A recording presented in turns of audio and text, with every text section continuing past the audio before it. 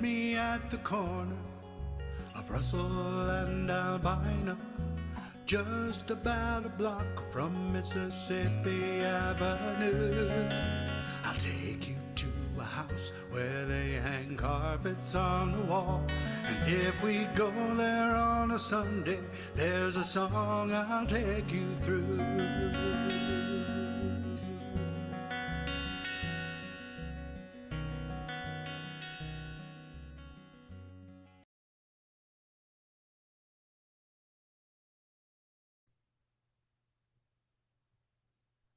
Welcome to Open Mic America. Glad to have you here. I'm Mike Simpson, your MC for the evening. Cecily, otherwise known as Lavender Fire, is going to be performing our interviews tonight.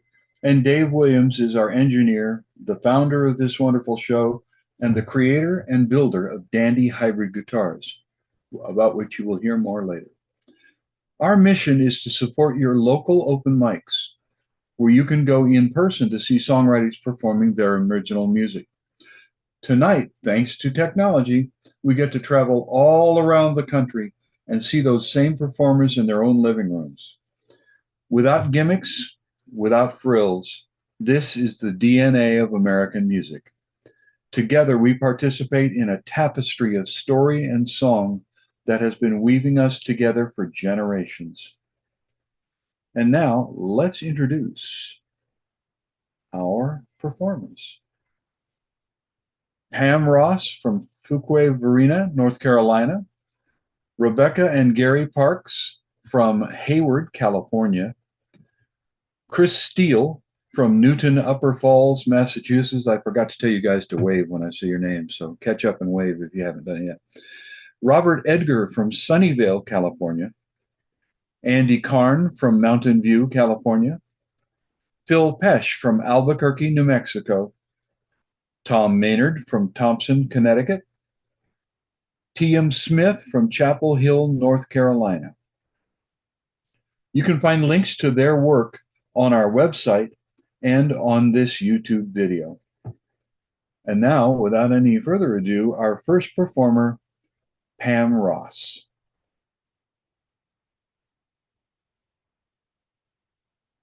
You'll need to unmute there, Pam.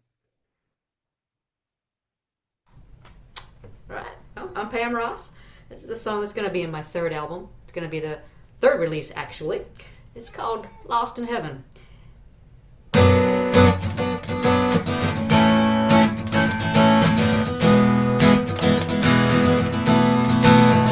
You're singing loud, turning up the volume. You get me hotter than a day in late June. I go wild when you get crazy.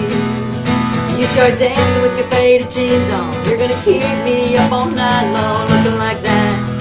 Good Lord have mercy. Hidden by the pines, this night is open wide. You make me feel like I'm lost in heaven with you. The prayer is coming true. Temptation in your kiss. You're everything I can't resist. Angels are singing right on cue and blushing from the view. I'm lost in heaven with you.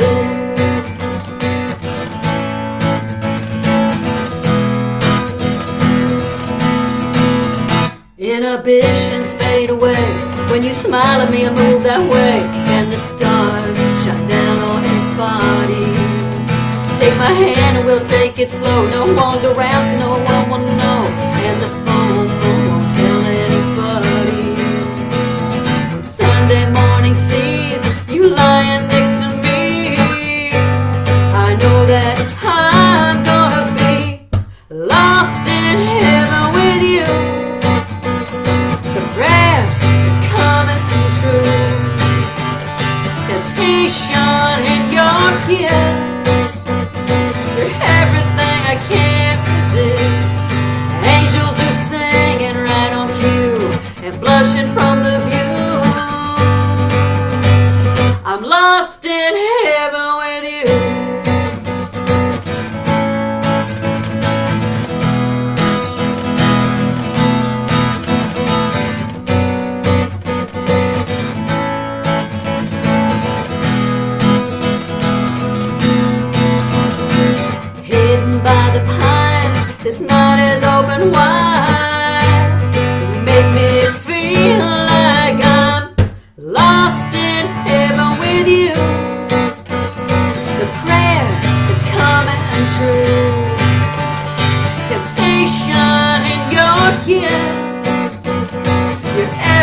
I can't resist. Angels are singing right on cue and blushing from the view.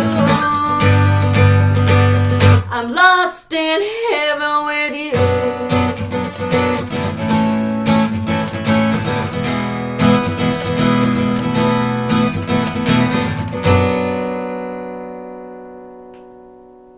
Yeah, great stuff.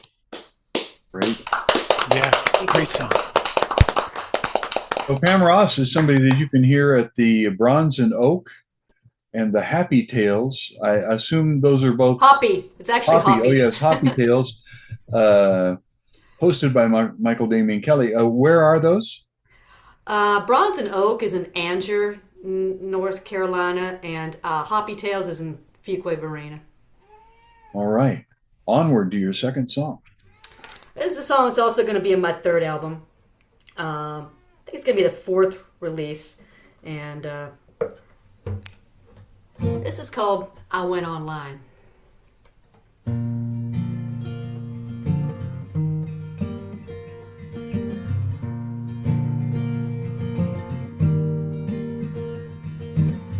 It felt like years to me since I thought of your memory.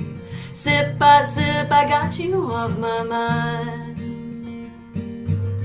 Mornings without you there, I found the strength to say who cares.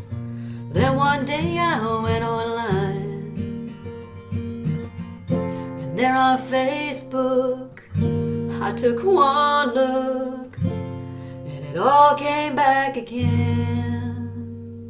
The beach down in Galveston, that trip to Vegas when we won the week. We spent out in LA on a stretch of highway near North Bend. You said you loved me till the end in Boston. You didn't have too much to say. And from my front porch I watched you walk away. Sometimes it's fun and mostly not. Life's a ball of joy tangled in knots. The pain's supposed to ease with time. I rarely travel down the road. I like to keep it close to home. Then one day I went online. I was transported. I could not avoid it. It all came back again. The beach down in Galveston, that trip to Vegas when we won the week. We spent out in LA on a stretch of highway near North Bend. You said you loved me till the end in Boston. You didn't have too much to say. And from my front porch I watched you drive away.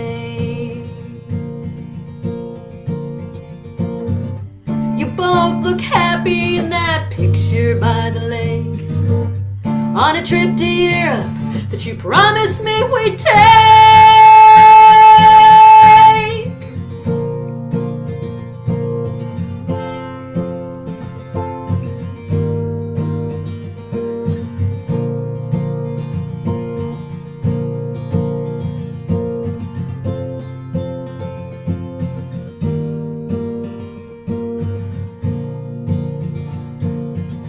Beach down in Galveston, that trip to Vegas when we won the week.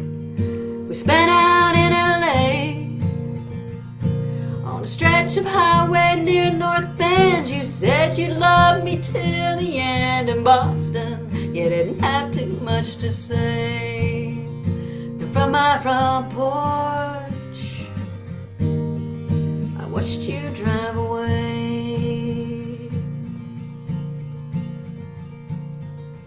I rebuilt my life again with a wall so thick you can't get in. Then one day I went online.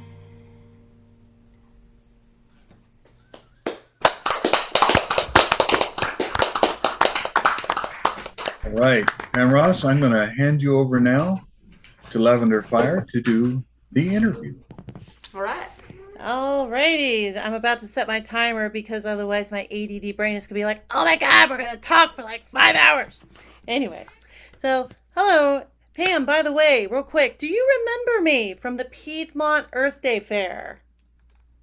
Oh! Hi! Yes! I saw your name in the performance and I'm like, "Oh my God, Yes! I Yes, know this I do! chick." I thought that name sounded familiar, and I'm like, that name sounds from. No, I must be thinking of somebody else. But yes. Indeed, it is me. So, I really enjoy. I remember at the Piedmont Earth Day Fair, I enjoyed your set, and I also enjoyed this one, especially that second song. I have to ask you, that second song, was that from a particular person that you were inspired by with that? Because I feel like theme-wise, Yes and no. okay, that's kind of what It's like both. because I can relate to it. I was on Facebook and I just thought of, like, I was just kind of in a strange mood, like, oh, what about these people I knew in high school? So there's this person I had a crush on in high school. So I just looked that person up. And that person's now married, and there was a picture of them and their spouse somewhere in front of this lake. And I mean, no, it didn't bother me. I didn't care. That was like, what, 15 years old, a long time ago. But I started writing the song. And so I did kind of use just pieces of that. There's a saying in songwriting, don't let the truth get in the way of a good song. So don't be afraid to change things around. Right. So yeah, there were little pieces of it, but it wasn't like an actual event that I went through.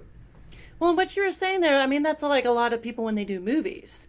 Like, even if it's, that's why it's like based on a true story. Sometimes you have to change the story a little bit to make it a good Make movie. it more interesting, yes. Yeah, make it more interesting. Would you say, like, now, I was kind of thinking here, so you said you're on your third album. So how often do you do your albums? How many can we find all your stuff online? Where can we find you? Well, I release one song every 2 months. So Ooh, that's a good the first thing. single off of my third album is out. That's called That Kind of Summer. And I just found out today it is #1 on the Indie Music Network's Americana chart. Woohoo! Woo! So you can find that at Pam Ross Music, Spotify, Apple, anywhere. Just plug in Pam Ross Music and it'll come up. And I have 2 full albums that are out. And I just kind of have it lined up to where when one's done, I've got the next single ready to come out. So they just kind of keep rolling. Very, very cool. Well, I'm looking forward to hearing your third album because I enjoyed your set at the Piedmont Fair, Earth Day Fair, and I enjoyed your set here. How long Thank have you you so been much. doing music? For how long? Has it kind of been something you've always done, or is that something Yes, you've I picked up the last always few years? I did it pretty much my whole life. I did take a break. I played when I was younger, and then I took a break, went to college, got a couple degrees, and then went back to playing music again. Very cool. And now we've only got about 45 seconds left, but I see you have a cat. So what's the story with Yes, the cat? I was hoping Who's she your wouldn't friend try and there? jump on me while I was playing. She will not be denied. And what's her name? She looks really cute. This is Jungle Cat. Well, she is very cute. If she knew that there were actually people looking at her, she would never be staying here. She's very shy. She won't come out when anyone is around except for me. So she has no idea that you're really there. Oh, well, she's a very cute cat. Great music. Great to have you on the show. Oops. And that goes my timer.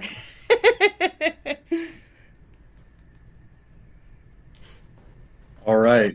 Well, I have to say, Ms. Ross, you have a lovely kitten. That's a good-looking cat there. Next up, we have Rebecca and Gary Parks. Rebecca and Gary Parks are from Hayward, California. And without anything else being said, here they are. I have recorded 3 albums, and on each album, I wrote a song for Gary. And I've played the first and third songs that I wrote for him on Open Mic America previously. And so now I'm kind of doubling back for the second.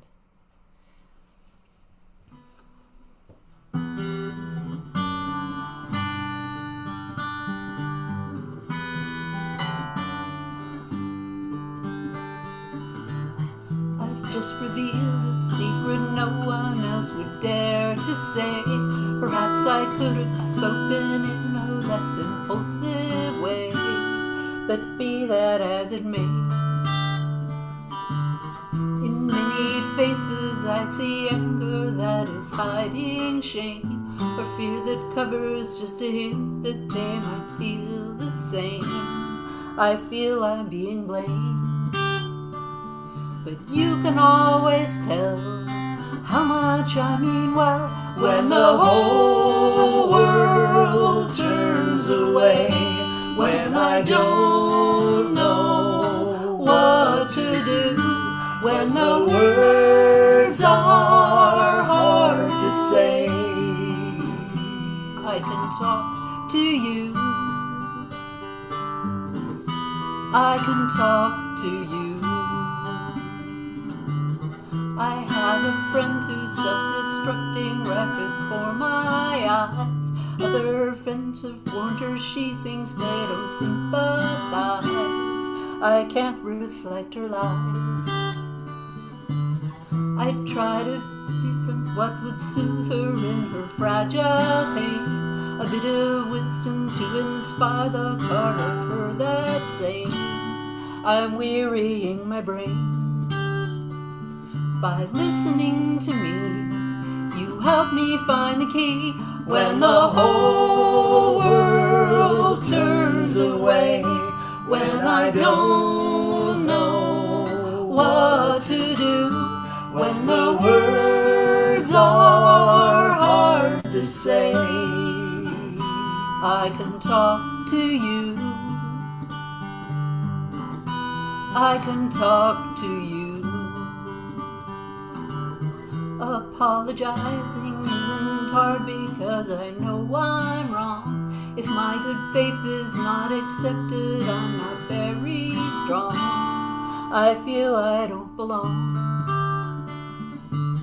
I try to be respectful and careful what I say, but when my values are at stake, I leap into the fray. My hand I overplay. If you find my words rough, I'm sorry is enough.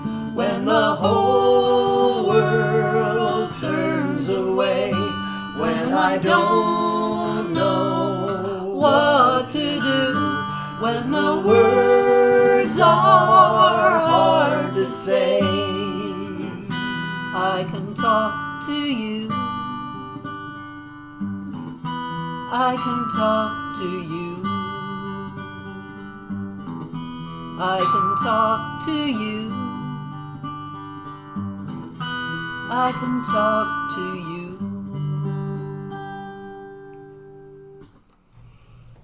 Yeah, good stuff. Yeah, Gary and Rebecca mostly play out live at the Bistro in Hayward. Now, that place also has full shows, right? And are you Yes. guys doing one coming up? Yeah, on August 4th. August 4th. All right. Well, onward with your next song. This one I wrote for my grandparents who passed away. My grandfather passed away in 1995, and my grandmother made it all the way to 2002 and passed away at 94. And I wrote this for them.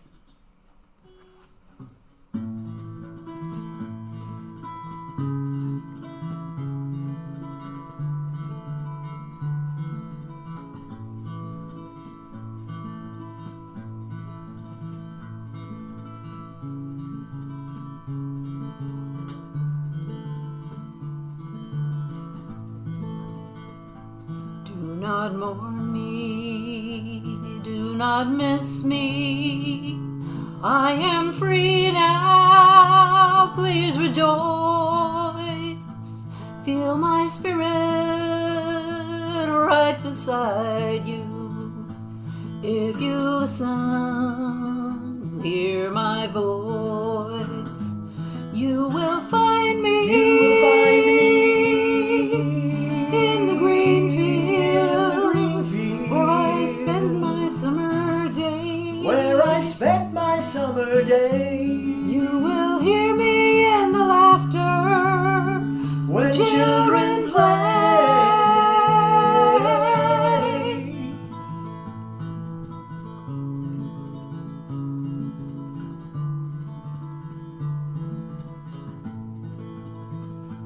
In the end, my health was faded, my survival hard won and long.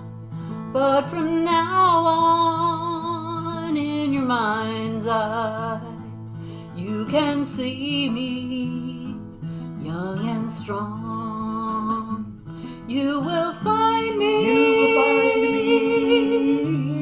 in the first star, shining down from evening blue. shining down from evening blue. I'll be watching For your wishes to come true.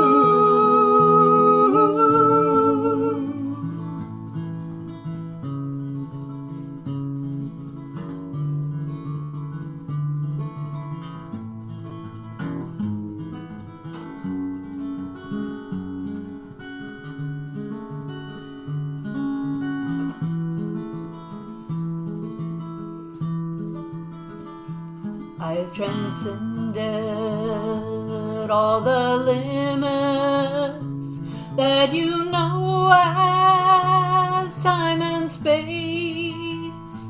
So wherever your heart leads you, you will find me in that place. You will find me. You will find me in the color of the ever-changing sea, of the ever-changing sea, in the shimmer of the sunset. There I'll be. There I'll be.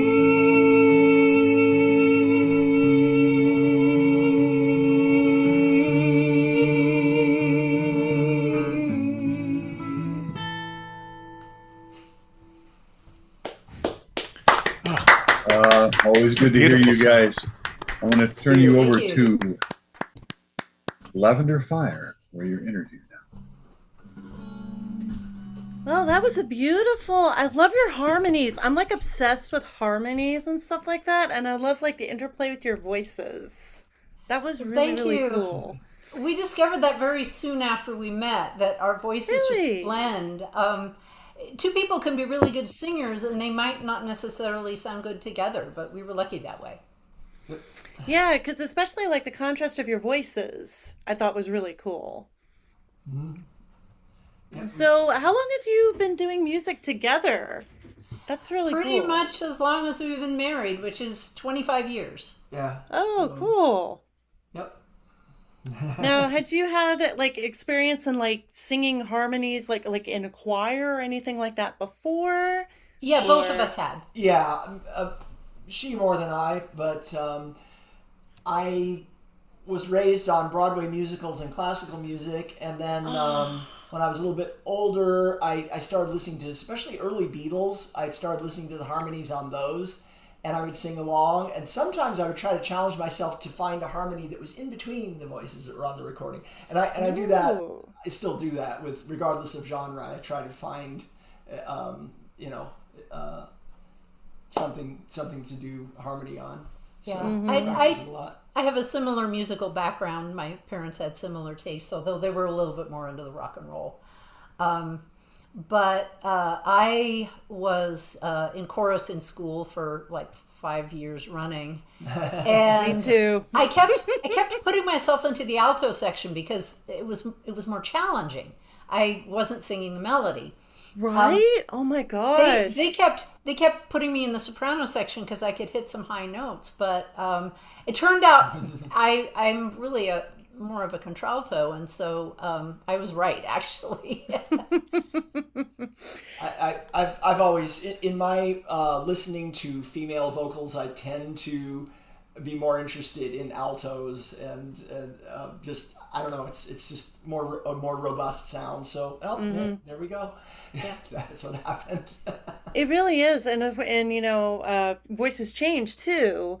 So you know, for a lot of women, I know even my voice, as I'm only in my early 40s, but even my voice is kind of. I've been able to get to some low notes that I couldn't before. Yeah, well, I've had some health issues that have decreased my lung capacity.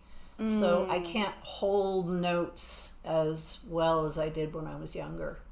So I've had to, compensate. Yeah, I've been going through some little adventures that way too. For a while, my upper end actually grew, and it was great. It was fun, like covering Zeppelin tunes and stuff like that. Oh, but I took a huge career change, and for 10 years was a teacher in a private school. And that'll do a number on your voice, especially when you're working with special ed kids with the ADHD, and which I also am. But at least it gives you empathy, right? Yeah. And you got to be an entertainer. And I was doing one-on-one teaching, and you got to be on. You got to be so on. Yeah. And sometimes you politely and lovingly have to kind of drown out what they're saying with a stronger voice. Yep. I am in charge here. We can have fun, but I am in charge here. And at the end of the day, it's like, oh yeah, you feel it. Yep. Well, we've only got about 20 seconds left here, but I just want to end here. Where can people find your music if they love what you hear, if they love what they heard? Where can people find you? RebeccaParksMusic.com. I'm also on Bandcamp and SoundCloud, and I'm on all of the standard platforms, iTunes, etc. So. Cool. I'll be checking out your music. It was beautiful. Thank you. Thank you.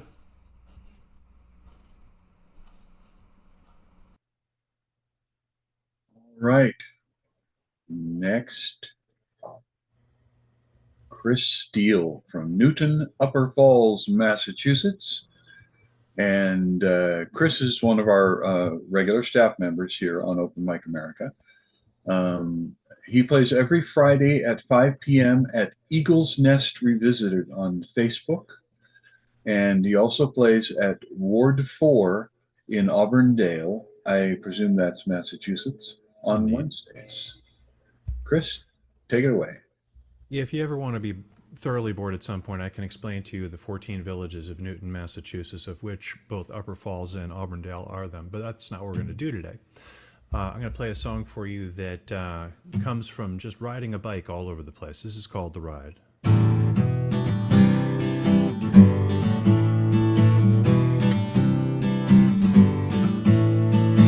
Set up the coffee the night before, load it up and off I go. Pick a point upon the map, head off and try and find a flow. Get to the place and then beyond, flying town to town. None of them my last stop, exceed my latest bounds. Right till I don't know where I am, try to catch my breath and put it on to the end. Go until I find my way again, right till I don't know where I am.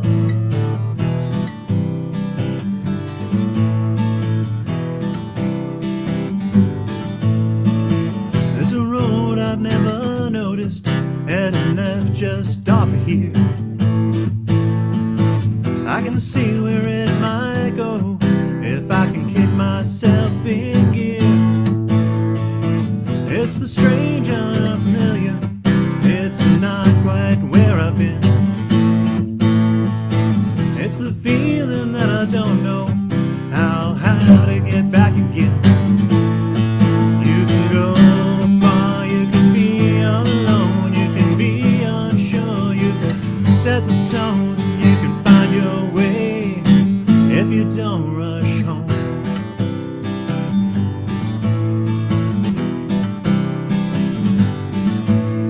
Right till I don't know where I am, try to catch my breath and push on to the end, go until I find my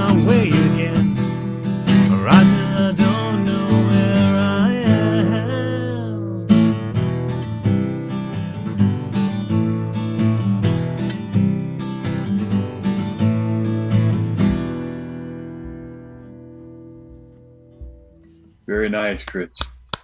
Drive on, son. Drive on. Thank you very, very much.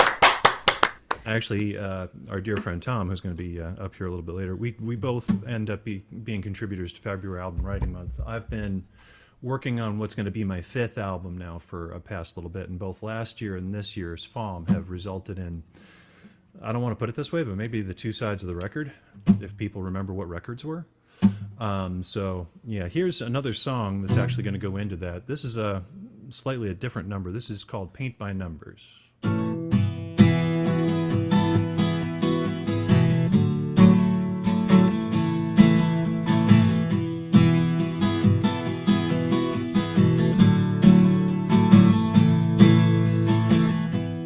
Learn not to cry or wonder why.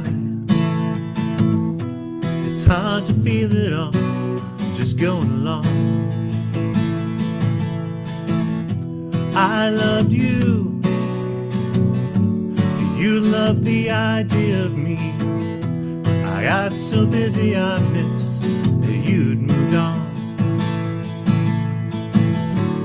Look out the window at the city sky, see the airliners flying by. Paint by numbers, so to say. Living week to week, day by day, checking off the things we do. Took too long before we knew. Never learned to say, who are you?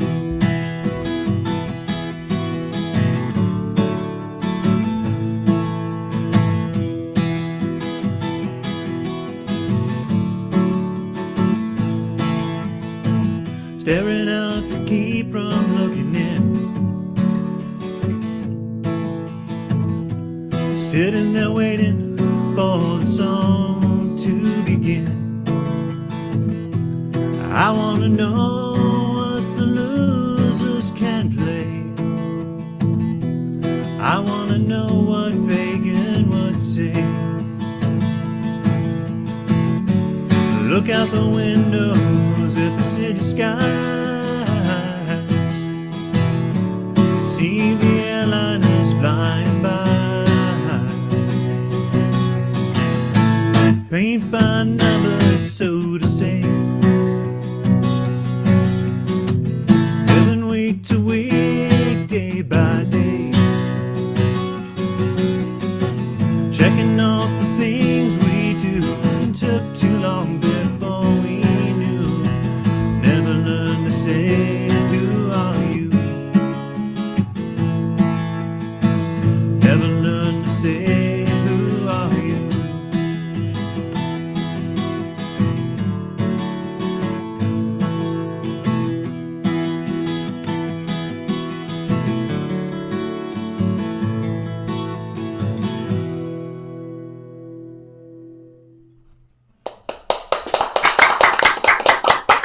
Great set, Chris.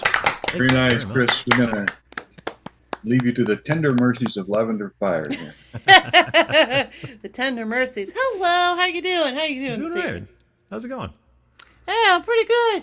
I loved your set. I love the fact that you have a song about bike riding. There are not enough songs about bike riding, let me tell you, because I love my bike riding and all that. So are you, sir, fine sir, are you an avid bike rider?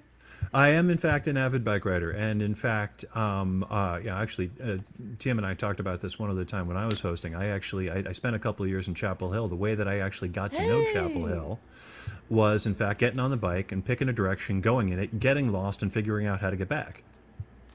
You know, that's always a good way to figure yourself. I mean, I even do that around here.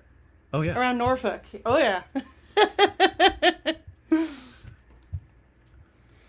And so do you still do a lot of bike riding around where you are up in Massachusetts? Yeah, as a matter of fact, my what I do during the day is actually downtown. It's probably about a 10-mile, 15-kilometer, depending upon your point of view, ride each way, and that's how I get my head straight in the morning. And weirdly enough, sometimes that's also how, like, I'll be riding along, and a thought will come into my head, and I'm like, got to keep this in my head until I can actually get to a point where I can write it down, and I get a bunch of songs that way. You know what? I've done the same thing because I now have an office job where I can't really do all that every day. Yep. But I did the exact same thing as you. Like I'm riding along and I'm like, okay, let's hope if I remember this by the time I get to the next part. Exactly. So I gotta ask then, what Yeah. comes to you first? I always like asking people this because every songwriter is different. Music or lyrics first? Which come first for you? What often comes to me first, I keep like little repositories salted all over the place of both.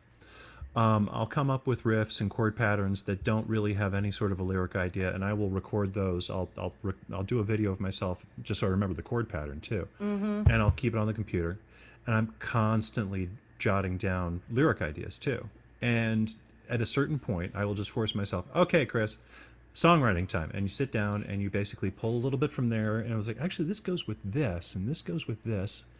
And this doesn't go with this, but it's actually, this is another thing, and it's an interesting assembly process. Mm-hmm. That's probably about 2/3 of them, and the other third are like the song just shows up. And I wish I could explain it, and I kind of don't want to explore it very much because I still love it, and I think it's just a fantastic gift. And I don't want to examine it too closely in case it decides to go hide. I know the feeling. Like I've had songs like that too, where it's just like I'm over here at the piano, and suddenly the universe is just like, "Hey, yo, you listening? Got something coming in? Do do do do do do do. Come on in, man." Exactly. So, how many do you have any albums out? Or are you more of like a singles person? I know a lot of people are like that these days. No, but... I since I was a kid, when I had a band back when I was in high school, we used to put out albums on like cassette. And that's just kind of the thing I do. I'll go into a songwriting spree. I'll pick out the ones that seem like they're on a theme, and I'll release them out as an album. So there are 4 albums of mine that are out right now. If you go to chrissteelband.com, you'll be able to find all of that. And the thing that I'm working on now will at some point be the 5th album. Any idea when that might be released? Like next year? Next decade? It's a little bit, I've got to figure out, the things that are basically lying around, like just so you can pick up all the, time and money, which, I think is just lying on the ground all the time. I have to figure those 2 things out. I'm hoping maybe spring of 27. Cool. Well, looking forward to hearing your stuff. That's going to be really, really cool. And that also answers my question about where people can find your music. So I'm going to be checking out your stuff. And everybody else listening, you should check out this guy's stuff. He wrote a song about bike riding. Come on. You got really cool thing there. Whoop. Okay, my timer's gone off. No worries. Thanks so much. Yeah, thank you so much for being here.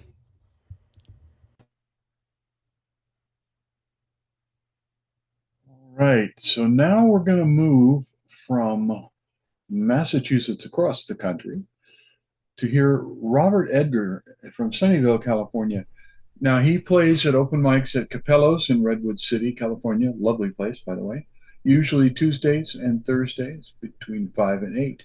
His music is available at robertedgar.bandcamp.com. Don't forget the HTTPS and all that in front of that. So without any more statements from me, here is... And here he is. Let's see. Does that sound good? Mike, give me just a thumbs up if that sound... Okay, good. I know you can hear me now. Let's see. This first song is Orchids on the Orinoco, and the words are by my good friend Ethan Place, and we've done this, we wrote this a while ago together.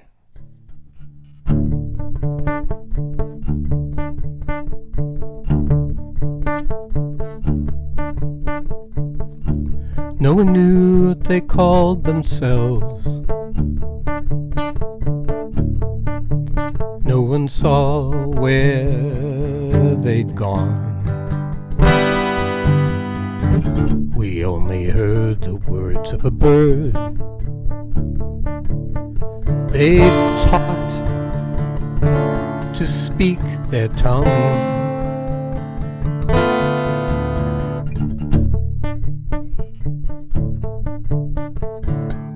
Orchids on the Orinoco,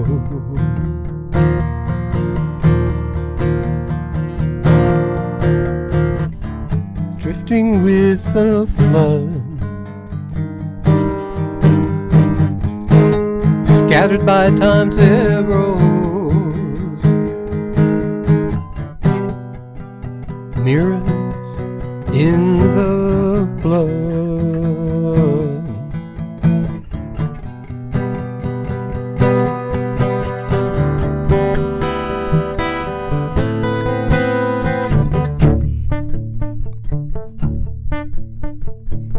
Shattered masks spike the dancing ground.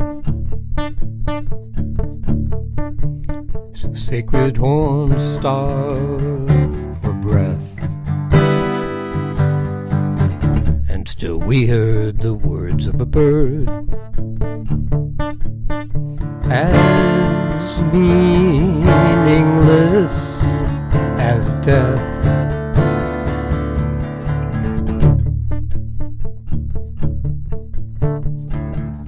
Orchids on the Orinoco,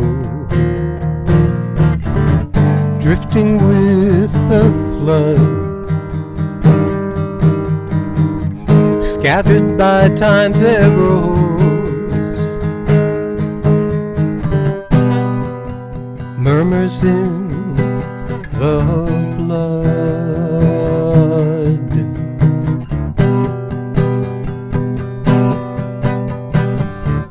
Cooked fire ashes pale as bone, foot-worn paths all overgrown, palm-wrapped mummies tombed in stone, jaguar glare and insect drone.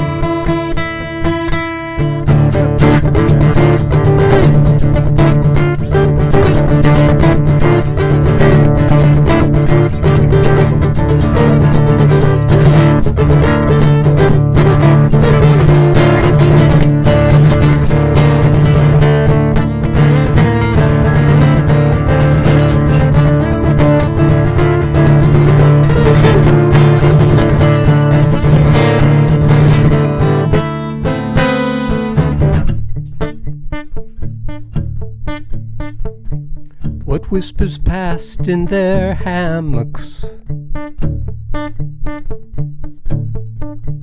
What did they name? The night. All that we heard were words from a bird with plumes, banana bright.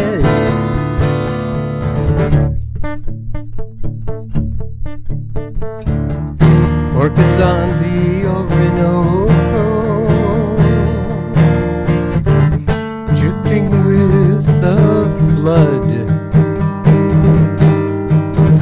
scattered by time's arrows,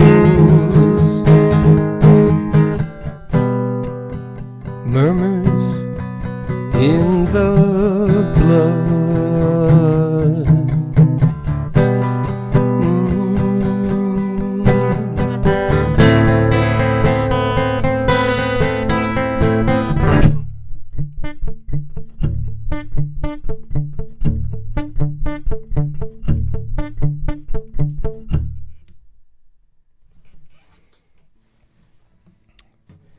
So that is Orchids. Thank you. Hey, Robert. The guitar is coming in hot, and we're getting a little distortion there. Okay, let me turn the guitar down here. All right. This should be a little quieter most of this anyway. Thank you, though.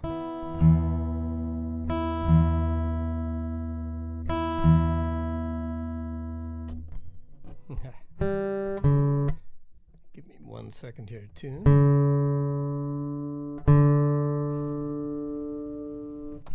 Yeah, tuning is like aircraft maintenance. It's not optional. No. Thank you. I have, as everyone, troubles enough without tuning problems. This one I've been working on for a while. Right now, it is Surfing in LA.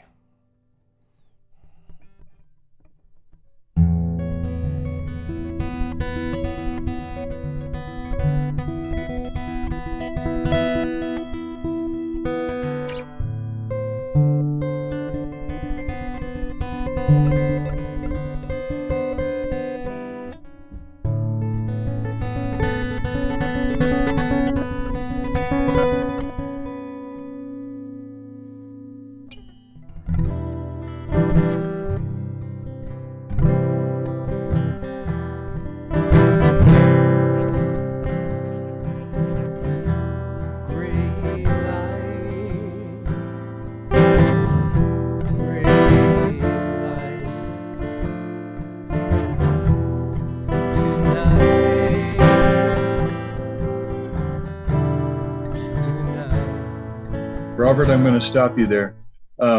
Your guitar could still come down a bit, but your voice has now gone very soft.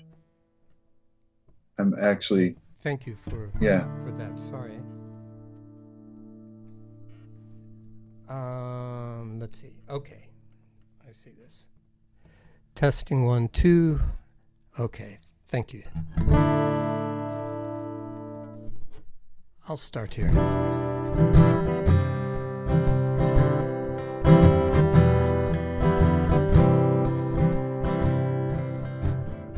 Gray light,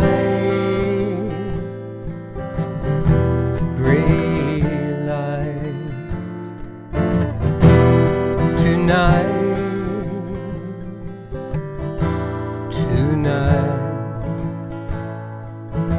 lifeless, lifeless, day sinks to dust. Day sinks to dust.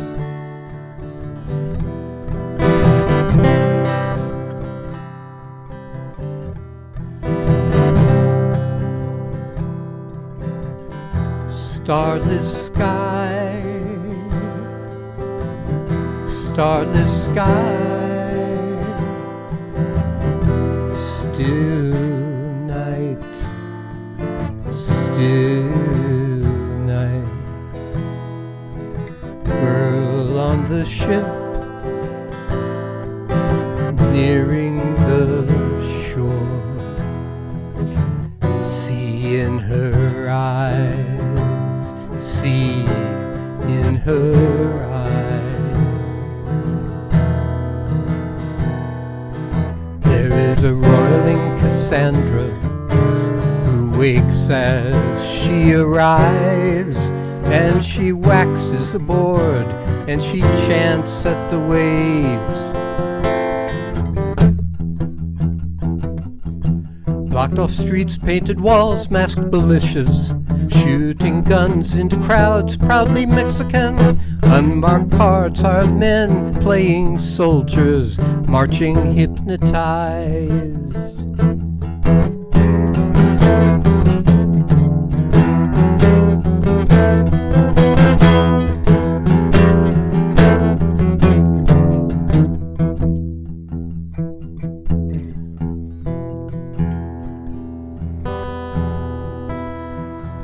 The sun approaches, but the soldiers remain, and the ocean recedes, it's polluted, and the backwash wails with sirens, seashells echo the sound.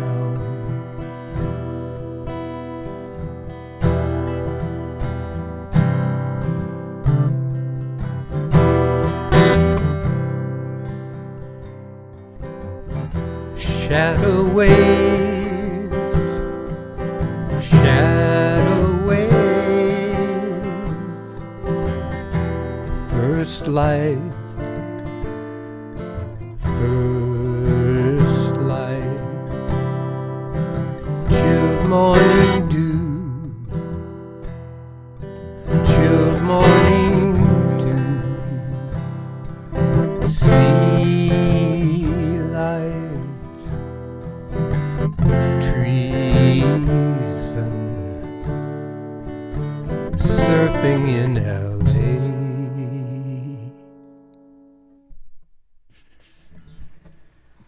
Yeah.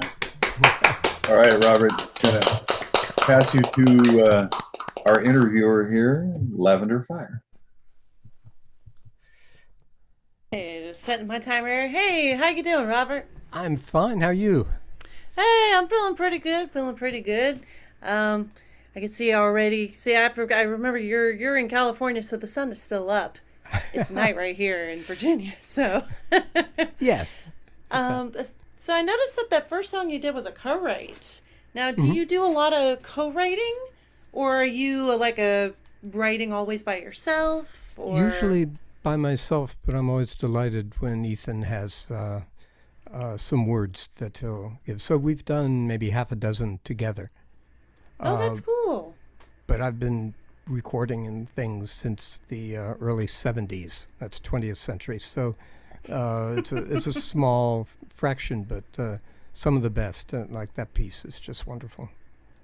And how long ago did you write that song together with him? I think that is about 2006. So it's been a while. Yeah. 20 years, although I still think of like 2006 and stuff like that. It's like, oh no, that was just like 5 years ago. No, Yeah, that's right. Ah! Time marches on. Yeah, Now, how did you meet your co-writer? Like, have you always been friends, or did you meet him at like an open mic night, or how'd you meet? I came out to California from the East Coast around 1978, and he was working at a place that hired me out. So I met him then, and we've been close friends ever since. Oh, cool. So where are you from on the East Coast? Oh, let's see, around. I grew up mostly in Cocoa Beach, Florida, which is a little island halfway off Florida where Cape Canaveral is. Oh, okay. And that way. Mm-hmm. Went to school in upstate New York in Syracuse, and lived in Atlanta, Pennsylvania, and then finally came out here. And went back and then came back, but I like it out here. Now, I know you've been over in California for a long time, but which do you prefer, California or East Coast? Well, I've lived here longer now than East Coast, and I've told my kids and other people that I know if it's good to go to the East Coast, New York or something for a couple years to learn how to be an adult, and then you can come back and enjoy California all the more. Yeah, there you go. I have to ask though, so you had some really interesting chords. Like as I was listening, and I'm going, okay, this is not like 4-chord cookie cutter stuff. You had some really interesting chords in there. So what are some of your influence? Like, do you listen to a lot of jazz or anything like that? Because I heard like some really cool chords. A couple of things warped me. Mike Simpson's aware of these. We've talked about this in the past. One of them is that when I went to college, I ended up taking electronic music, which at that time meant in being in a room full of Moog synthesizer stuff and composing with tape and splicing tape and razor blades and whatnot. So it was a whole different approach to sound and organizing sound. And then I also, for about 10 years, played with a group of South Indian Carnatic musicians who were classical South Indian musicians. And every one of their songs seems to be from a different, what would be a scale. Like different mode. Yeah, and they have no harmonic structures at all. And so I just made up harmonic structures made out of the scales, the ragas that they had. So I was completely warped for anything standard. So I listen, and when I compose from the sound mostly. Right. And sometimes it falls off. Sometimes I know what I'm doing, and sometimes I don't. I try to stay at the edge where I don't know where I'm doing. But that's always where some really cool creativity stuff begins. So yeah. Well, very cool. Where can everybody quickly find your stuff? Or if they like your stuff, then we're going to move on to our next that part would here. be at www.robertedgar.com. You can find all my music, and also there's a Robert Edgar at Bandcamp. Either place you can find all that stuff. Very cool. Great to have you on the show. Yay! Thanks, Lavender. Good to see you again. Yeah, good to see you again. All right. Hey, Robert. Yo. What kind of guitar is that? This is a Dandy guitar made by a luthier who lives in Portland, Oregon. And It's funny because sometimes you look at the screen and you can almost see dandy guitars hanging in back of people, and especially if they're in Portland, like Capo Dave at the moment. All right. It's a wonderful, wonderful piece here. So here's our mid-show break right here. We're going to have a brief exploration of the dandy guitar notion. Did someone say free guitar? Everyone who is on the show, the performers, the volunteer hosts alike, gets a ticket in the fishbowl, which I am sure will be displayed for us here shortly, for the annual drawing for one of Capo Dave's dandy hybrid guitars. Tom Cooney won a guitar in the last drawing. So what is a dandy hybrid? This is an acoustic guitar, unique in design, that projects its distinctive sound at considerably higher volume than flat-top guitars. Whether it's at an open mic, a circle jam, a campfire, or an open boxcar on a moving train, a dandy hybrid delivers. Learn about the dandies and hear them played on the website Dandy Guitars, DandyGuitars.com. A link will be placed in the YouTube chat, and you'll find a link to the dandy hybrids at the bottom of the openmicamerica.com homepage. And now I'm going to have Capo Dave himself step forward and present about dandy guitars. Thanks so much, Mike. Am I being heard? I hope so. Yes. Looking forward to giving another dandy away December 21st. We've got the fishbowl here. Everybody that plays on Open Mic America or hosts on Open Mic America gets a ticket in the fishbowl every time. And I'm hearing some great music tonight. What makes a dandy guitar? A dandy guitar looks like a flat top guitar, but it is not. There are three things that differentiate a dandy guitar. First is the soundboard. A flat top guitar soundboard is not flat. A flat top guitar soundboard is braced into a very slight dome that has a radius of 30 feet. That's very shallow. The dandy guitar's soundboard is braced into a 16-foot radius arc. And so it's more domed, so it can actually produce more sound because of that. The next thing that makes a dandy guitar unique is that the fingerboard is not attached to the body. So the body can vibrate freely without the fingerboard dampening it. That gives it some more punch. The other thing is a dandy guitar has what's called 0 fret. It doesn't have a nut at the top. It has a fret that is the 0 fret, and above it is a string guide that keeps the strings located laterally. The effect is the dandy guitar always has the feel of a guitar that has a capo on. It's very, the action is very, very low. So those three things are what make a dandy. Otherwise, they're all solid wood construction, mostly rosewood, spruce, sometimes some tops are cedar. The necks are one-piece mahogany. Fingerboards are ebony. And the finish is gun oil. It's not finished with lacquer. It's finished hand rubbed with gun oil. So you actually could refinish your own guitar with a cotton ball of gun oil. So that's all I have. Thanks for listening. You can go to dandyguitars.com and you can see I have them listed on there for sale. They are reasonably priced, and there are some great prices on some of the earlier prototypes. The one I just showed you is number 47. I'm building dreadnoughts again. And I'm working on 48 and 49 right now also. So you can go on the website and take a look at each one of the guitars, even the ones that have been sold. All the dimensions and everything are there. So thanks for taking a look, and I'm looking forward to the rest of the show, hearing some more great music.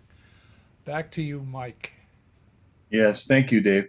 I have to confess that I'm a big fan of the Dandy guitars. I have two of them. One of them is number 28, and it's sort of a jumbo, sort of a 5.0 kind of a guitar. And then I also have a more recent one that's an OM size. If we have any players who are small-handed or who are looking for a little bit more of that small guitar sound, you would contact Dave at dandyguitars.com, and he could set you up, and they are very reasonably priced. What also we have here who's very reasonably priced is Andy Karn from Mountain View, California. He plays live at the 321 open mic, 3rd Street, San Jose. Second Saturday, that's the two, at the San Jose First Unitarian Church. And so, Andy, let's bring him up and let him go. Hi. Let's see. So I could really tell that guitar top was more curved when you rotated it around in the light, Dave, by the way. So that's a good way of showing people. All right. This is a newish song. I wrote this in March. It's called Living the Dream.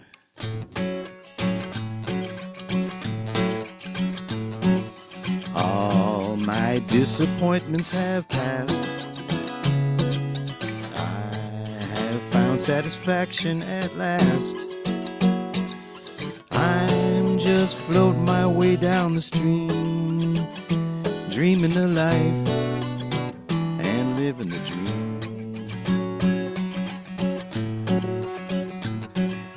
Oh, you glamorous dullards can stop. I'm not buying your tedious slop. I'm not taking one more for the team, dreaming the life and living the dream. No more slapstick, catnip, those artificial joys. Gonna wind back that laugh track and listen to the background noise. All your big advancements are fake. I have taken all I will take. I have cut myself loose from your scheme, dreaming the life and living the dream.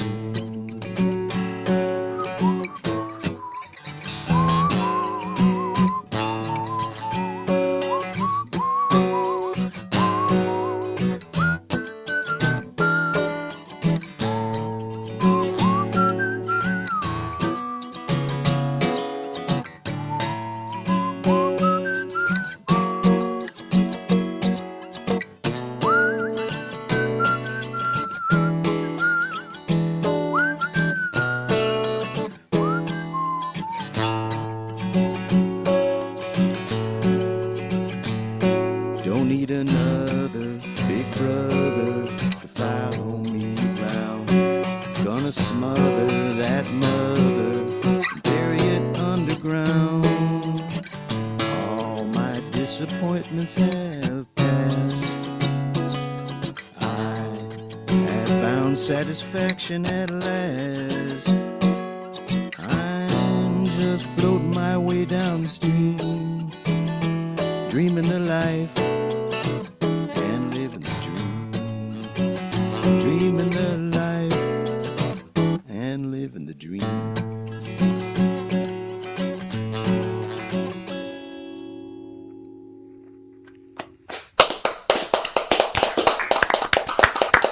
Very nice. Drive on. Right. So this one's more for Dave. It's a song I've also written recently called Orange Jesus. And I'm sure I have no idea who that is. Completely fictional character. Let's see here.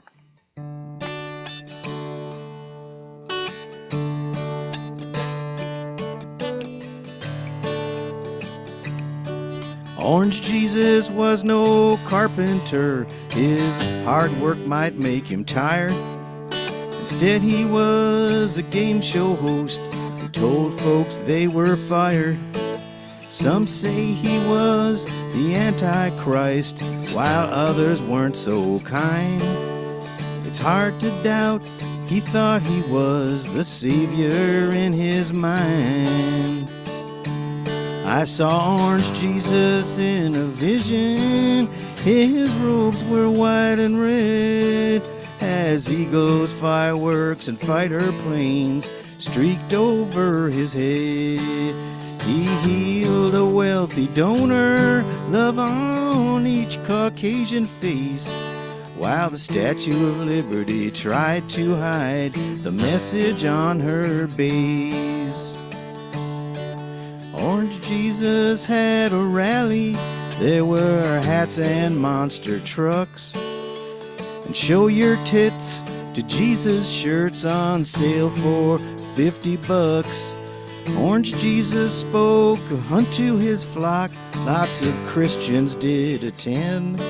He said, I will now reveal the truth. Hold your cheers until the end. He told them, damned are the poors, 'cause they have no bribes for me. And damned are the mourners, they're no use that I can see.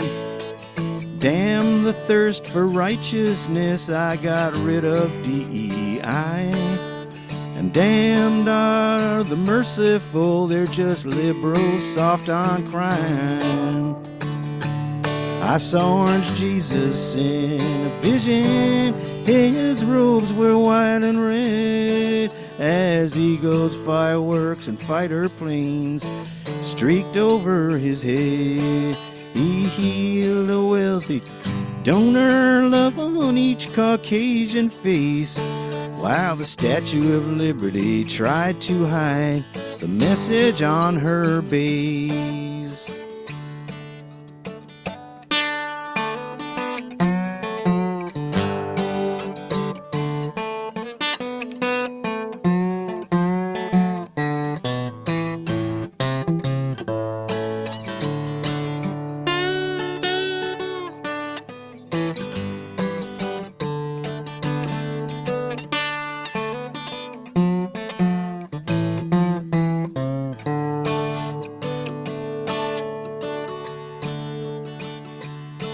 He said, damned are the pure in heart, they'll never see a dollar.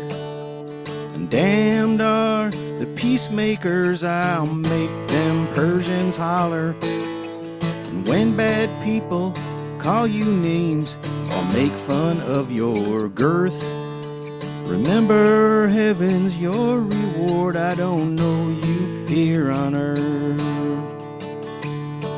Then Orange Jesus smacked his lips at every teenage daughter. He burned with hate and cruelty like he got splashed with holy water. He bellowed for a long, long time, making less and lesser sense. But we know hope lives in the world. That's why I wrote this in past tense. I saw Orange Jesus in a vision. His robes are white and red, as eagles, fireworks, and fighter planes streaked over his head. He healed a wealthy donor, love on each Caucasian face, while the Statue of Liberty tried to hide the message on her base. She should be ashamed of herself.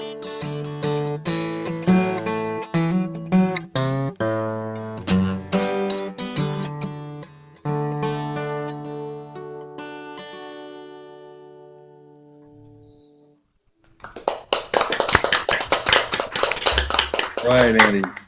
Lavender Fire for your interview here. All right, gonna start my timer here. Hee-hee. Well, hey, how you doing, Andy? Oh, how I'm you fine. doing? I'm doing just fine. Yay! Awesome, awesome. So, what inspired you? Because I know, I always kind of wonder when, I play piano, and I know my whole story how I got piano. But what inspired you to learn guitar? How long have you been playing also? Well, I used to play the cello when I was a kid, and I took lessons and many, many, many lessons and learned some classical music. Um, and I wanted a musical instrument that I could play that I didn't have to take any lessons for, that I could just play for fun. And so I got a guitar, and that's how I started. I stopped playing it kind of after college. Um, but then one day I was working in a video game company, and somebody handed me a controller for, I think for Guitar Hero, one of those guitar games. And it's I a remember that plastic thing game. with four buttons on it.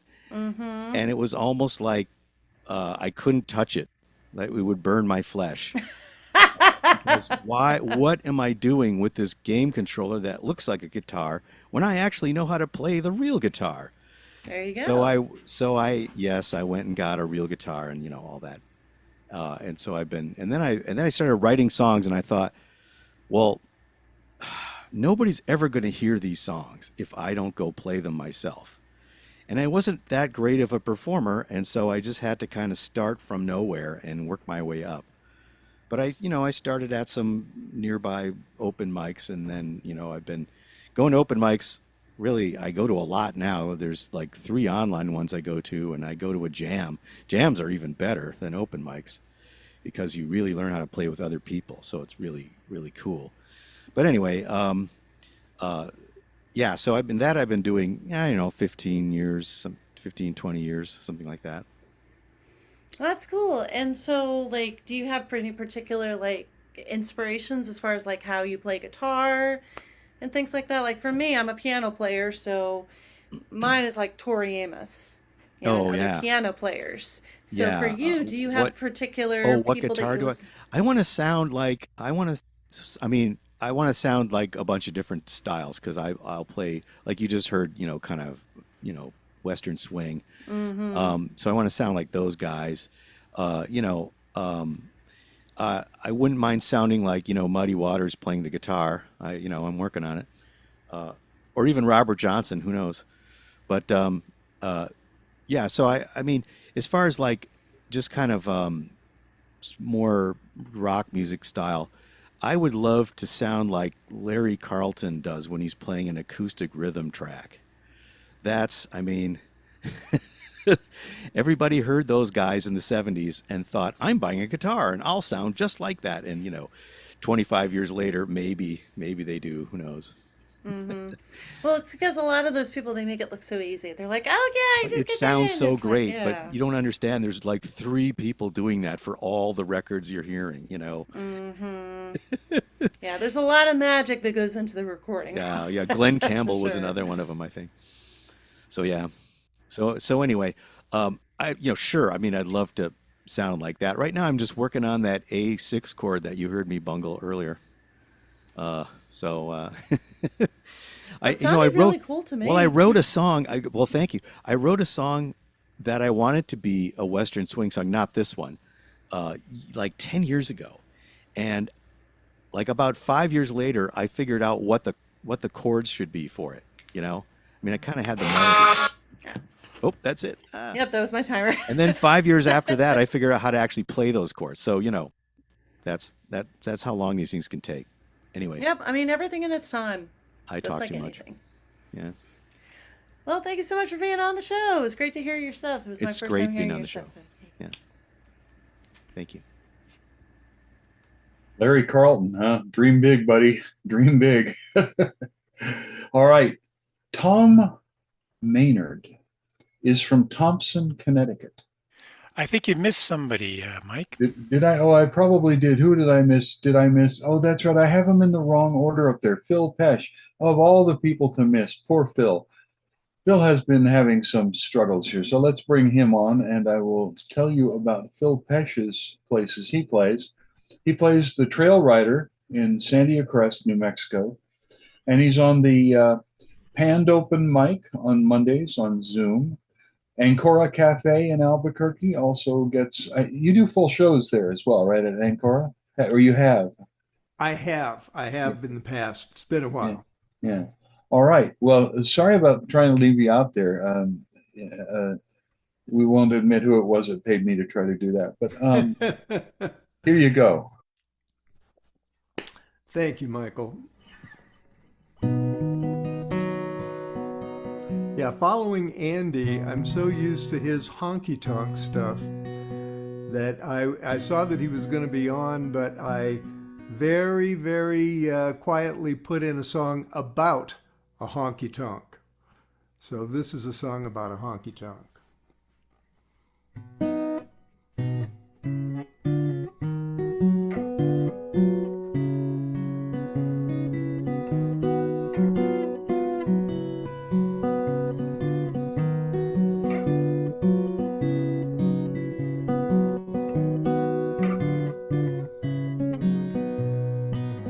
Whiskey and beer. How did I get here again?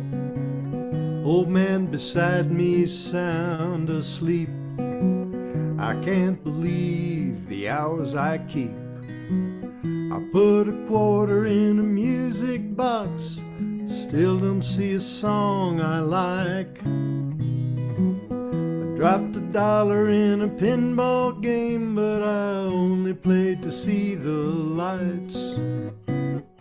Another rum and coke. My cigarette's gone up in smoke. Tough guys looking for a fight. How will I get home tonight? Pool table on a sawdust floor underneath the neon sign. Blue chalk dust 10 years old, smudging up the knotty pine. Beer nuts and chips, plastic stools with fuzzy rips. The air could kill a dozen men. Tomorrow night I'll be here again. I'll put a quarter in a music box, still won't see a song I like. I'll drop $1 in a pinball game, and I'll only play to see the lights. Whiskey and beer. How did I get here again? Old man beside me sound asleep. I can't believe the hours I keep.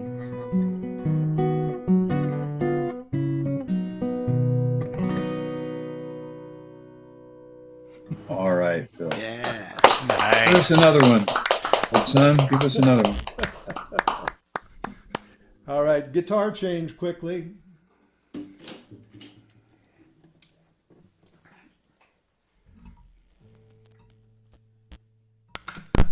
All right, so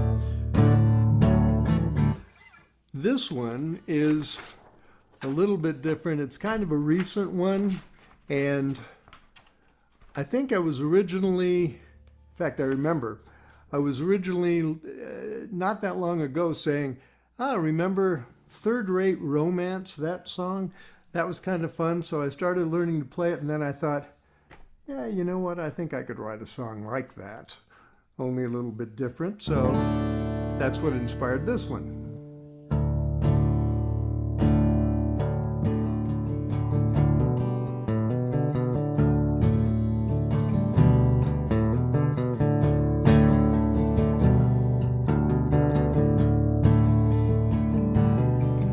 There's a cafe out on the interstate.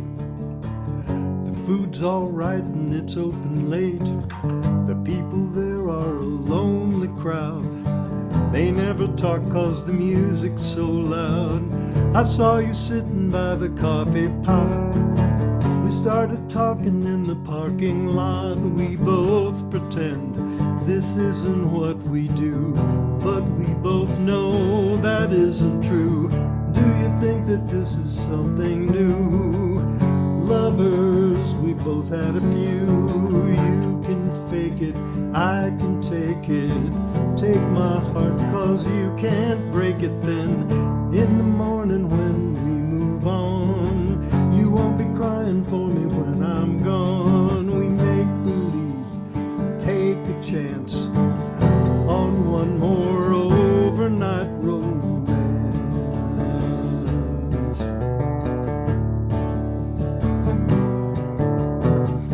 We leave together in separate cars. I follow you to some highway bar. You drive slow so I can follow you. I'm wondering if you feel hollow too. We have a drink and then a dance or two. Don't admit it's all a deja vu. Our yesterdays became our tomorrows. I can't tell my joys from sorrows now.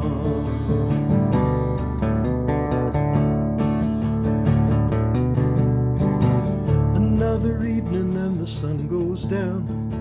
It's time to drive out to the edge of town and feed that hunger food won't satisfy.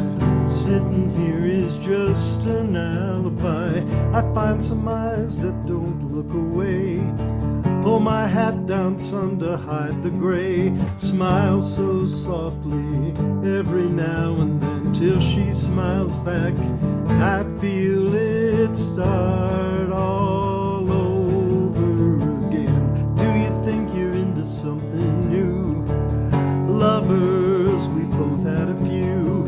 You can fake it, I can take it. Take my heart, 'cause you can't break it then.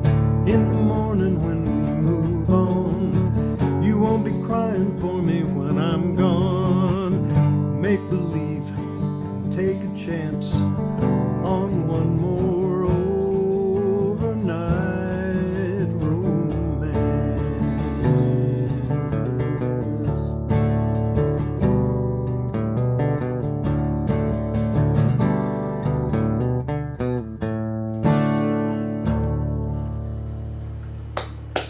All right, Phil. Good stuff. Lavender Fire, front and center. You're going to interview this guy. All right. Well, how you doing, Phil? Better, thank you. Well, that's good. It's always good. Are you feeling better because you got to play music? I'm feeling better because I can walk and talk and move around and play music. But yeah, that's the first thing I did when I started feeling better was just come into the music room.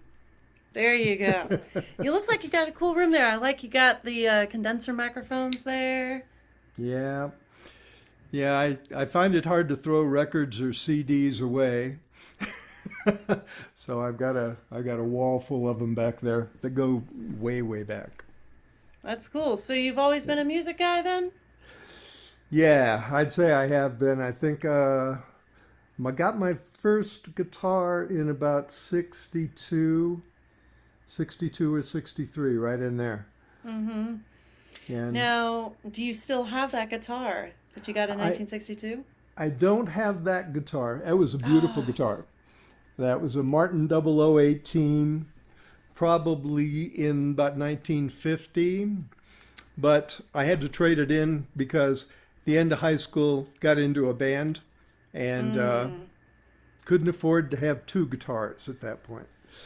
And then traded that in on the guitar I just played, this one, which is a 66 Gibson B25, which I bought in 1966.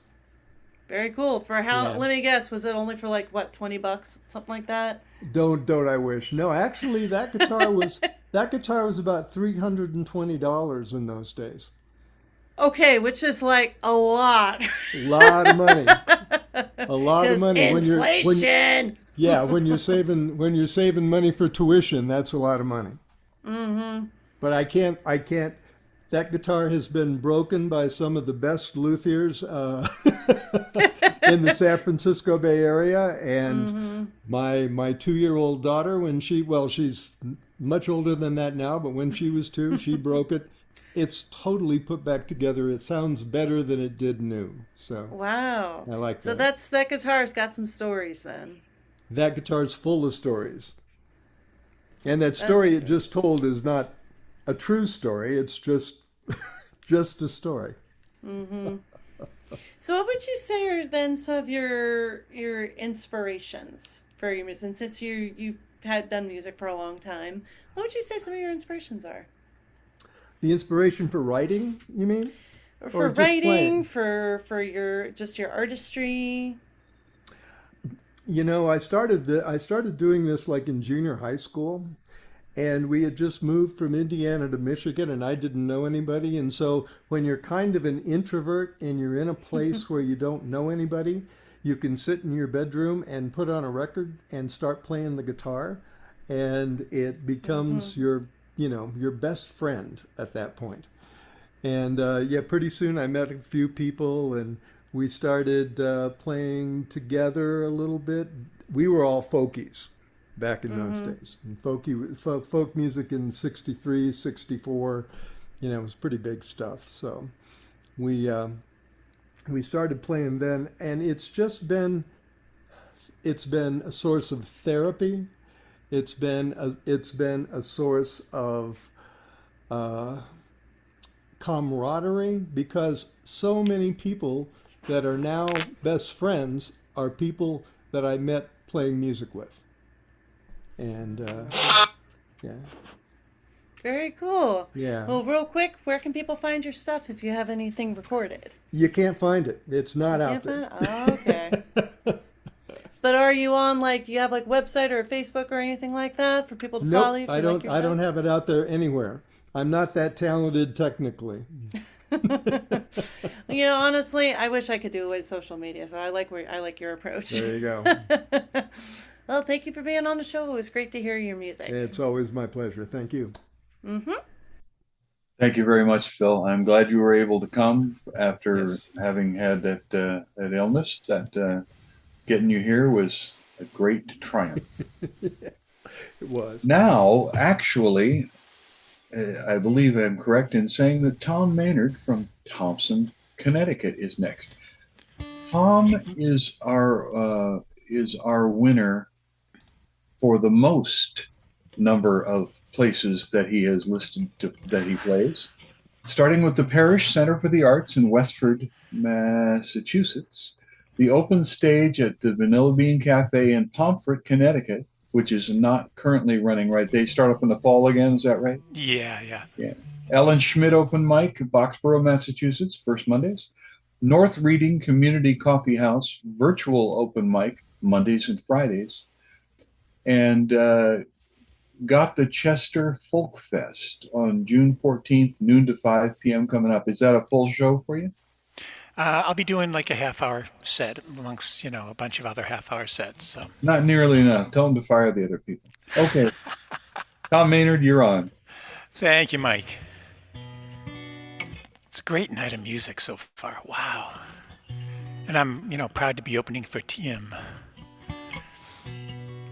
I've been going back and forth during the evening as to what I was going to bring forth. And I think I'm going to do a mythic set, not meaning that my songs are mythical, but they're based on myth. So these are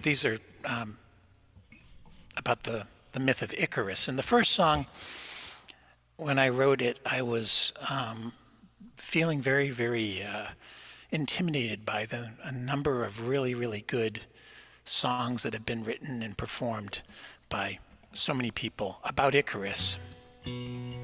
So I bailed on it. I didn't write a song about Icarus. I wrote a song about songs about Icarus.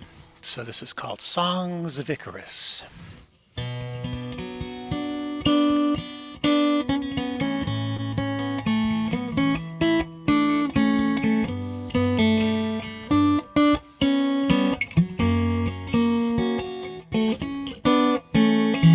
Flying high, flying free, a recurring reverie. Every nighttime the same dream.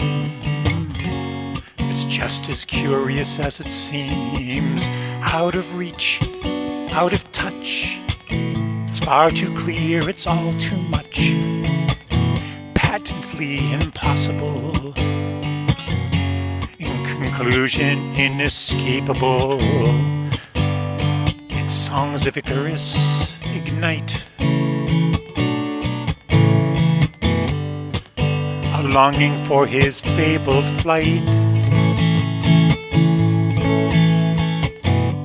Uncertain lift from waxy wings, still I raise my voice to sing. I'm learning to fly, I'm learning to fly,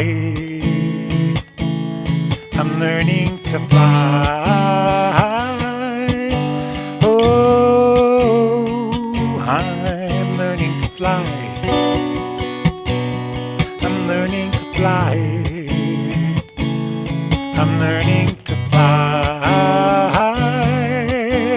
Oh,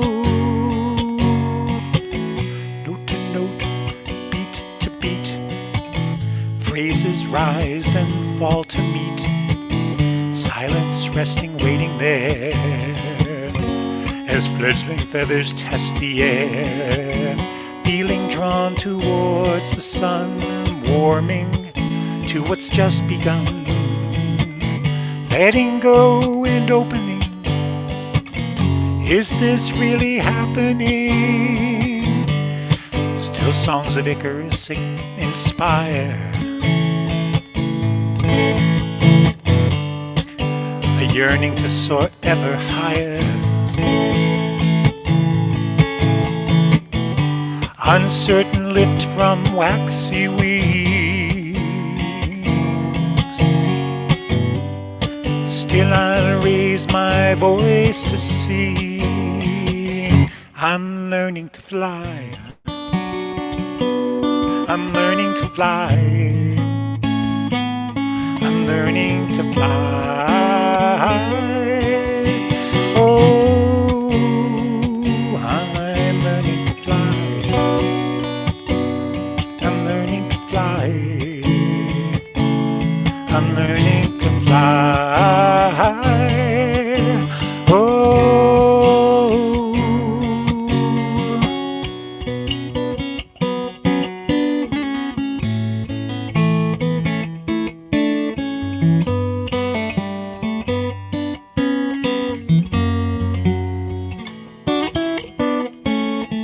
flying high, flying free, an astounding fantasy. Every nighttime the same theme. Up till now it's just been a dream. Now I'm learning to fly, I'm learning to fly, I'm learning to fly. Oh, I'm learning to fly, I'm learning to fly, I'm learning to fly.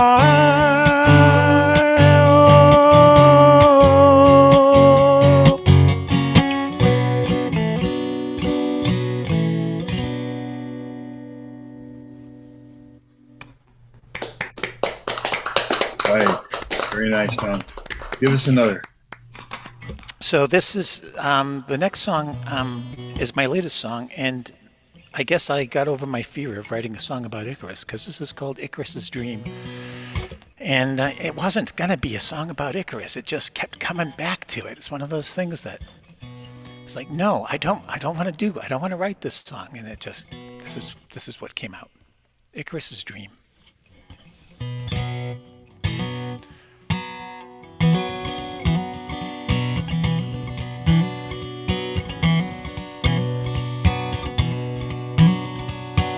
Sun come down, set sky afire. Flames may melt, wings of desire. What passion moves my heart to fly? Barefoot tread, dares blood from briar. Naked crawl through mud and mire when there's no path to go by. A hero's journey so hard to start, a quest to places I've never been. No trail blazed through forest's heart. Cast mind's eye over glades of green, up to heights unseen.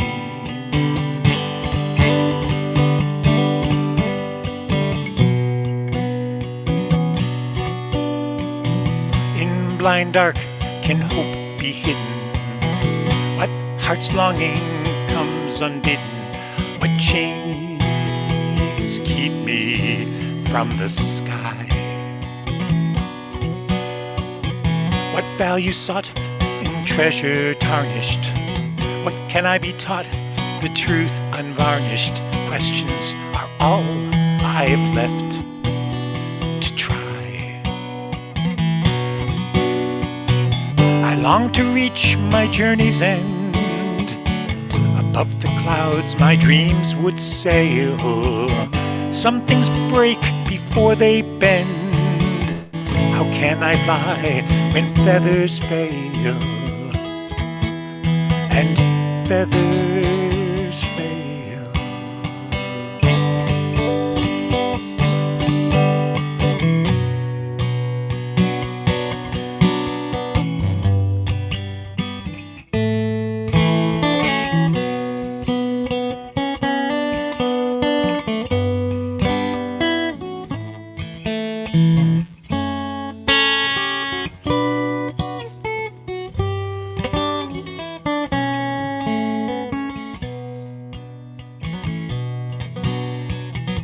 Dream lies shattered on the ground, the pieces scattered all around. Is it a fool's fate to fail to fly?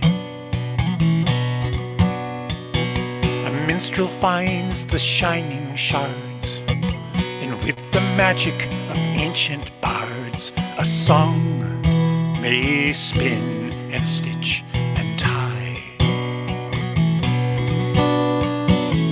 Broken bowl with gold made whole is much stronger in the end. With such a song singing in my soul, my dream may yet fly again. My dream may fly again.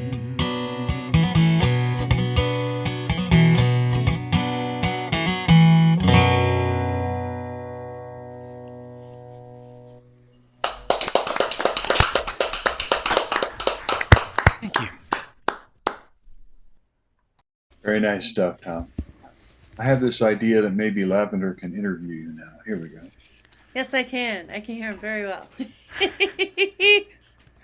By the way, I love that you have the little headset there. That's kind of similar to what I have here. Yeah. I don't like to have to worry about where the microphone is and all that other stuff. So putting it next to me usually works the best. That's fair. I've often wished I could do something like that for when I play piano, because I'm like very dynamic when I move, because I don't like to be stationary. And it's like, yeah, instead I'm kind of like tethered to this right here. Right. So those songs were about Icarus. So do you tend to write referencing a lot of mythology, or is this just like, oh, this just kind of came to me and I just kind of like follow the breadcrumbs? Well, I have a few songs that I like. I like writing from myth. One of the other songs I thought about doing tonight is about the myth of Orpheus and Eurydice. And there's something about the idea of, it's almost like a video game thing. You die and you want a chance to redo, and there's something about that. In the moment that you do something that you regret, and you just, can I erase, can I come back 30 seconds so I don't make that choice again? So that kind of thing is a very powerful image for me, and the Orpheus myth is one that really speaks to that. Well, because that makes me think of What Dreams May Come. Yeah. That movie that came out with Robin Williams. I think I was in middle school when it came out. But that he was going down into the underworld to try and get his wife back. Right. Yeah. But that's really cool to like write from myth. I mean, because these stories have been around, and of course they kind of like show themselves even in just stories, really in general. Because humans have always liked being entertained.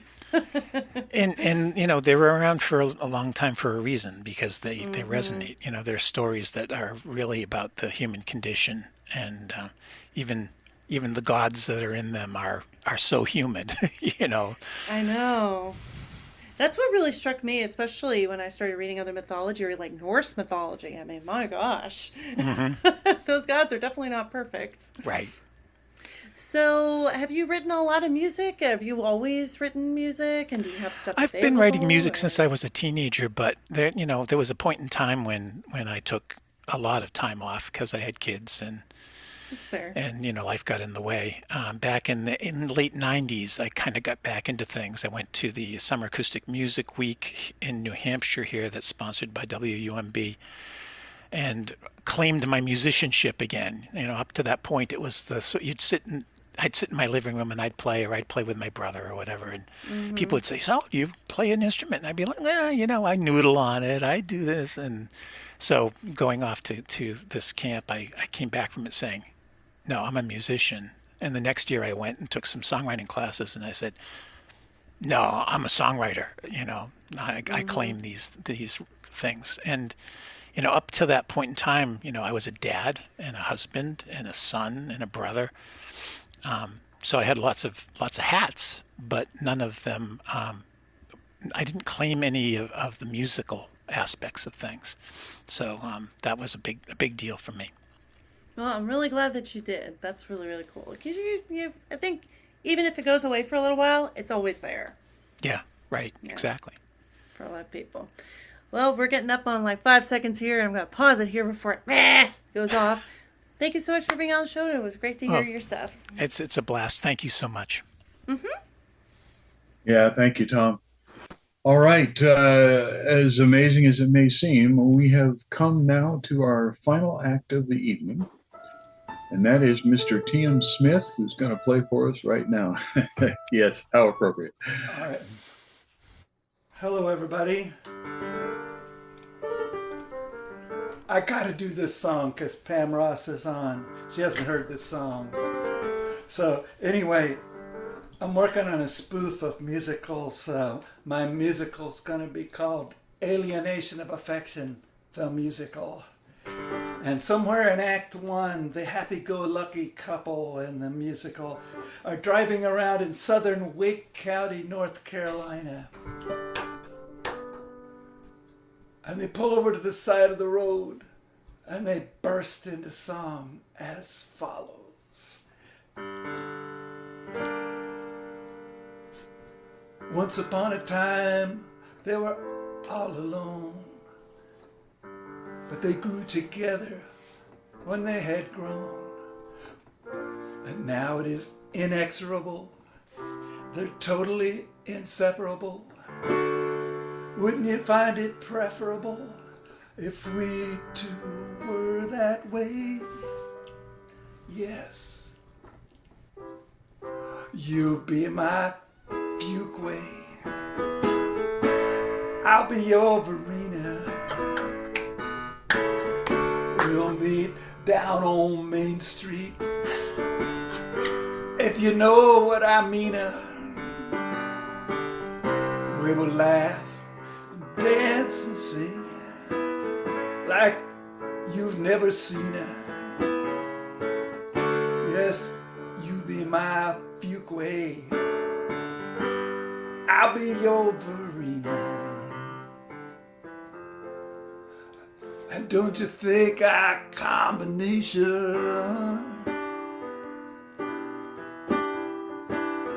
will make some nutty cuckoo big sensation?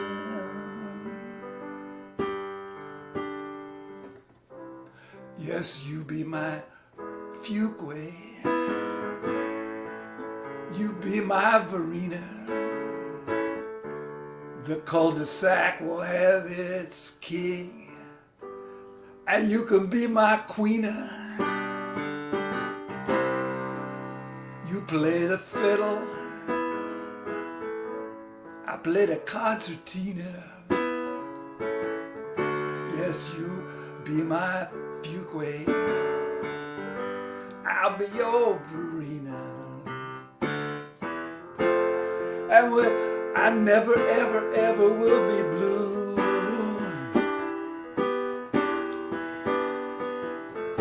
If forever and ever I'm stuck to you. Yes, you be my fugue. I'll be your Verena. We'll be laughing even more. Any of them hyenas, I'll be your valet. You be my ballerina. I'll be your fugue. You be my Verena. And for heaven's sake, down there in Southern Wake, we'll be having fun, living as one like Bosnia and Herzegovina. You be my fugue. I'll be your Verena.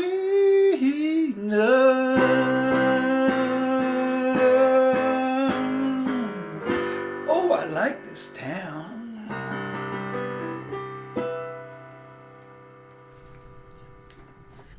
All right.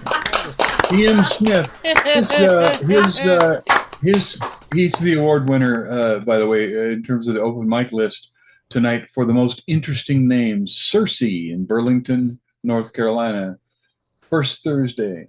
Doodad Farm, Greensboro, North Carolina, the last Thursday. Lumina Theater, South Village, Chapel Hill. And then first Friday, Yonder Bar, Hillsboro, North Carolina, every Tuesday. And so, knowing that that's where you can find him, let's hear his second song. All right, well, you know, I'm kind of last, so I guess I should do one of those end of the evening songs. So I just want all you people to know that I just about had it with you, but kind of in a good way. Just about 1:45. Just about running on fumes. If ever a night could be memorable, I just about had it with you. I just about had it with you. And I'm hoping that you had it too. If ever a night could turn out a whole right, I just about had it with you.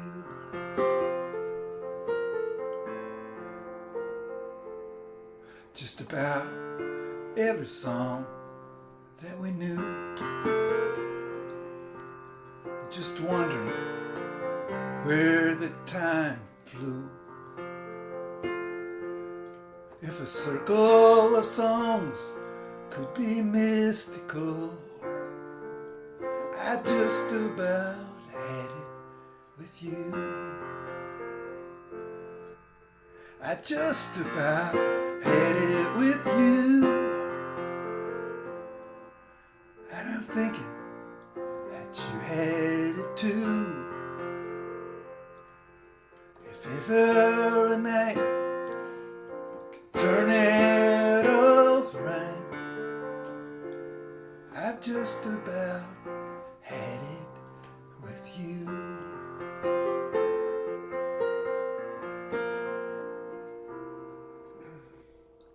Well, just about rolling home soon. But But there's just one more of them, just one more tunes. If ever a night could be spiritual, I just about had it with you. I just about had it with you. And I'm damn sure that you've had it too. If ever a night could turn out just right, I just about had it. I just about had it. I just about had it with you. Thanks. Oh, thank Awesome. you, Teeyum. Awesome. Here comes Lavender Fire to interview. At my timer there. Oh, how you doing, Tim? Doing well? You know, in North Carolina, the correct answer is fine as frog hair, split 5 ways. I love colorful expressions like that, by the way. Oh my gosh. So I speak French, and so the French has a lot of those kind of expressions too. So I'm a piano player. I don't know if you see this back here. I've got my piano. Well, cool. The Yamaha DGX 670. I love it What's when your- these guys are all talking guitars all night, you know? I know, and now, Yeah. okay, we're piano players, so now we get to use our lingo here.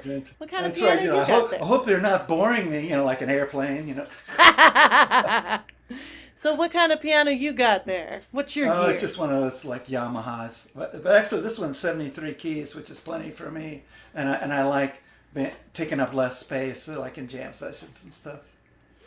Yeah, that's definitely, I was looking at that, I was like, yeah, I was thinking the whole time, like, man, he's lucky. He's got a smaller one, because mine is like probably the full 88 there, and that thing's a beast. That thing is probably light, isn't it? Yeah, but you know, I mean, and it has a fine piano sound and not much of anything else.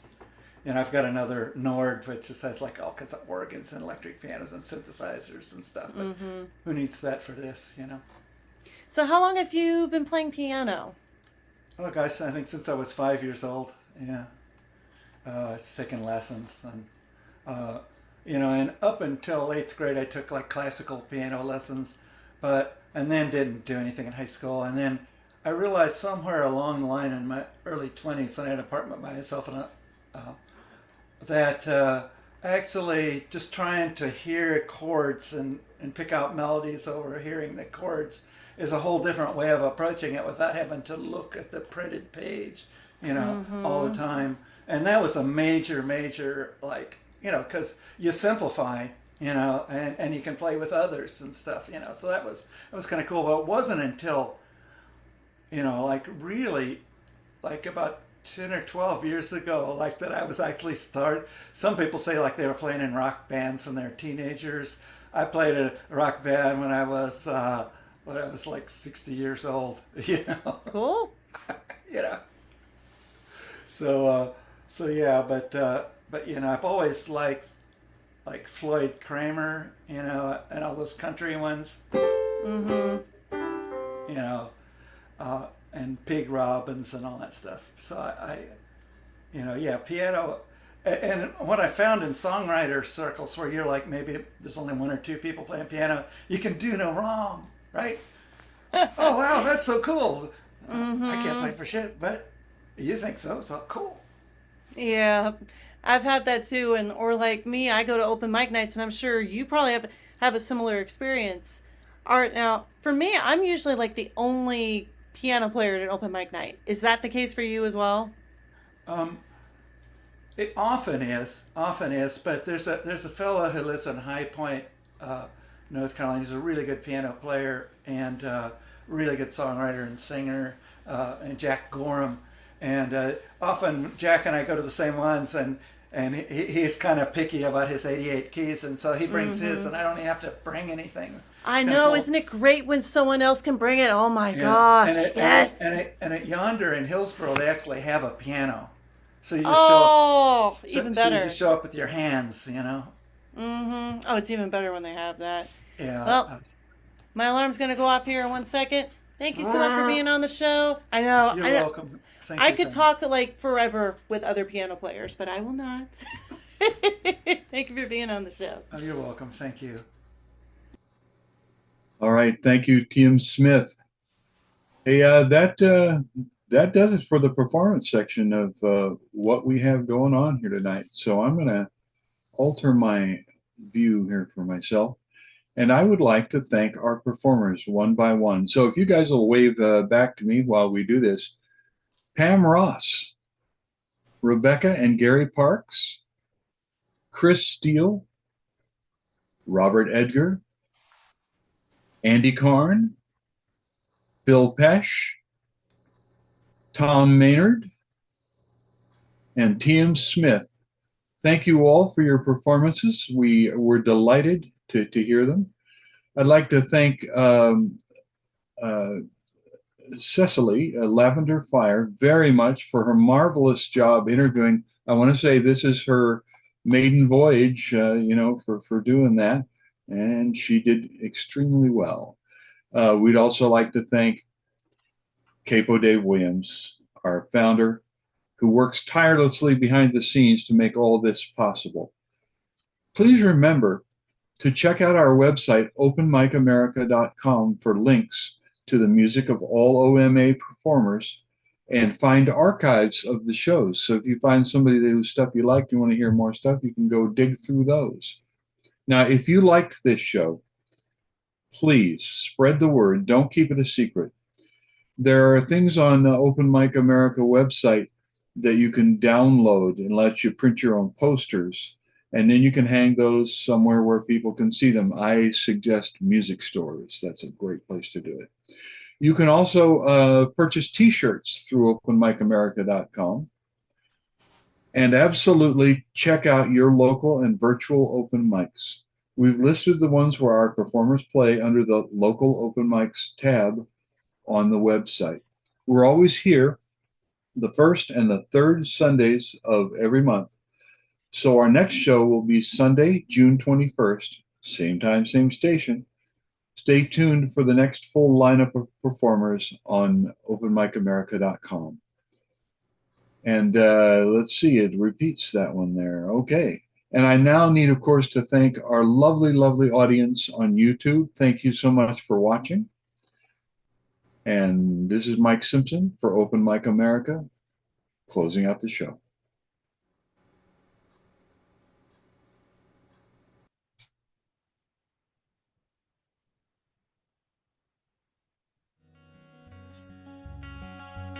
If you meet me at the corner of Russell and Albina, just about a block from Mississippi Avenue, I'll take you to a house where they hang carpets on the wall.